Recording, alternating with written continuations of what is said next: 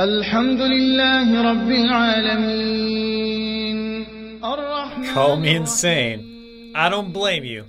Jasmine kept bugging me to go to the mosque. She said she would never come with me to visit my church unless I first go to visit the mosque.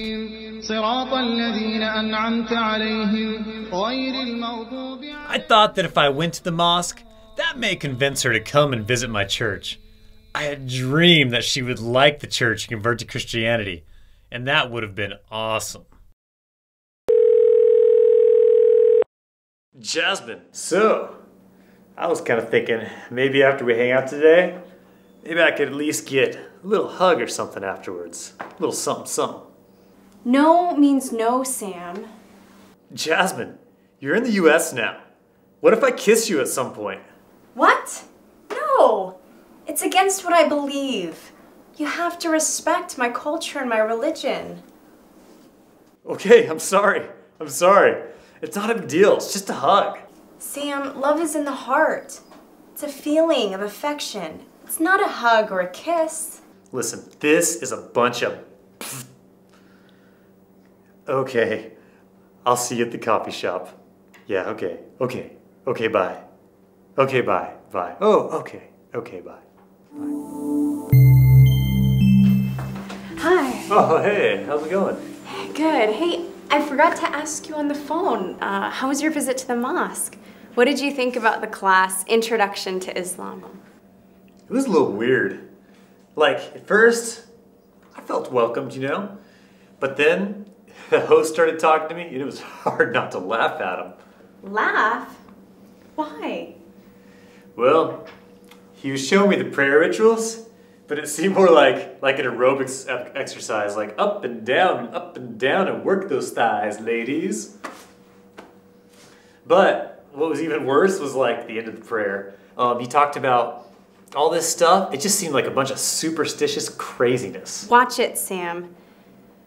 I'm sorry you feel this way, but why do you think it was superstitious? Okay, if I am praying for the good angel on my right shoulder and praying against the evil angel on my left shoulder, now that is superstitious. You are just shallow. All you care about is making fun of anyone or anything. In most religions, there's gonna be something that's a little superstitious until you get to kind of know the idea behind it, right? All right, well, it feels like we have a bunch of stuff to talk about. But one other question.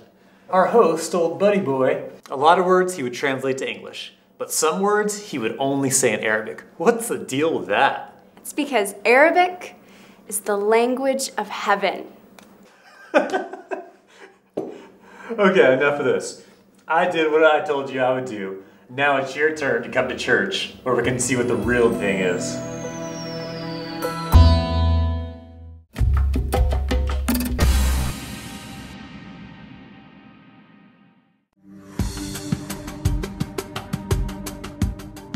I think we do need more than a world religions class. It gives you the basics, but it doesn't equip you with defense to prove that your faith is true. It's just laying out the foundations of every religion there is. But you need in-depth truth about how to defend your Christian faith against everything that you're going to be up against.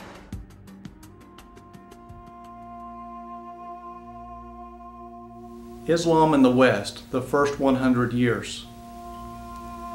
We're now going to look at the spread of Islam initially. In the very beginning, we find a very divided Saudi Arabian area. The Arabian area was divided among many tribes, and the goal of Muhammad was to bring them together. Within his lifetime, before he died in 632, he was able to pull together the different tribes under one banner, the banner of Islam. And from there, its capital city, its place of growth, would spread from Mecca. And from there outward it spread. After 632, there was a division about who would be in charge of Islam, who would be the new leader. And eventually a group come about called the Rashidun, or the Caliphs. In particular, there were 4 men in the next 30 to 40 years that would rule Islam. These men themselves, in one way or another, were related or close followers of Muhammad. They knew him very well. And the leaders within the Muslim community, time after time, elected one of these new leaders to lead them. During this time period, Islam began to expand, moving into what is now Palestine, Israel, moving also westward and eastward, slowly, to the point that it arrived towards the river of Euphrates, what is modern-day Iraq. At this point, the fourth caliph, his name was Ali, came about, and there was a division over who should be the new leader within Islam, whether it should be family of Muhammad or whether it should be the best Muslim from within the community who would be elected by the community. Over time, this division led to a split.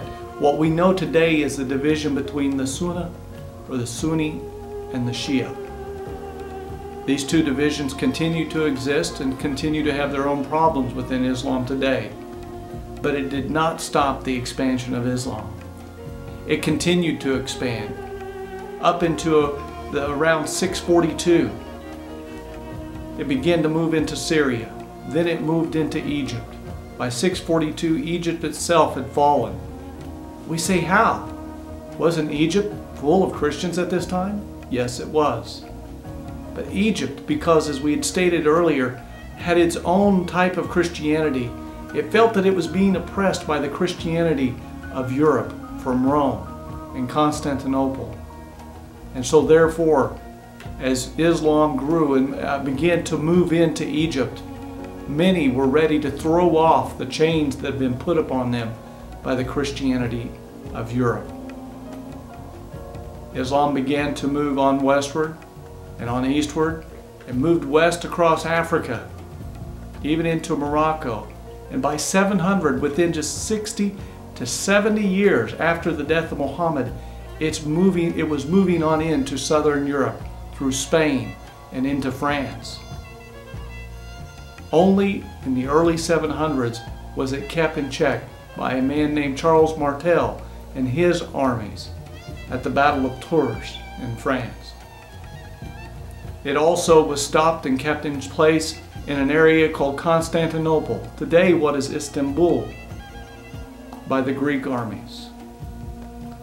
We can see within less than 100 years, Islam had made an advance that went all the way across North Africa, all the way across Asia, to just the area we know today of as Western China, and moved on up into Europe itself, across what we know of as Turkey and into France.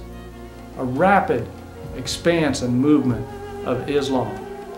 Yes, they had their agreements within their own community, but the advancement took place involving two or three different things. One, a military conquering of area. Two, disagreements among religious communities opened the door for expansion of Islam. And three, political controversies between political groups and political countries led to an expansion. These three areas opened the door for Islamic growth. Areas that we need to look to today and understand that can be opening the door for Islamic expansion even now.